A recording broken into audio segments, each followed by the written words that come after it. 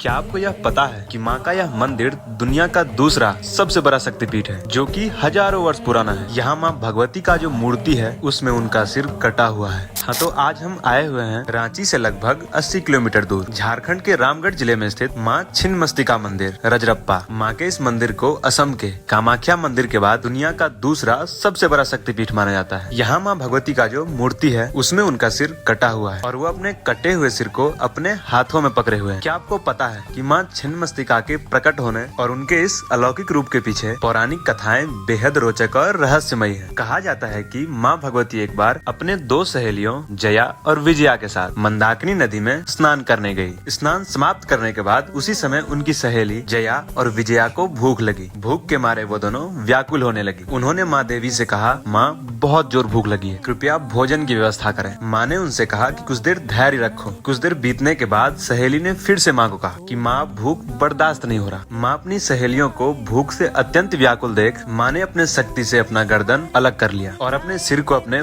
बाएं हाथ में पकड़ लिया और उनकी गर्दन से रक्त की 3 धाराएं निकली, जिसमें 2 धाराएं उनकी सहेलियों की मुंह में गई और तीसरी धारा का पान माँ ने स्वयं किया। तो अपनी सहेलियों की भूख मिटाने के लिए माँ के द्वारा किया गया बलिदान हम सभी को सदैव याद रहेगा। चलिए तो फिर कैसा लगा माँ छिन्नमस्तिका की कहानी वो कमेंट में जरूर बताइएगा।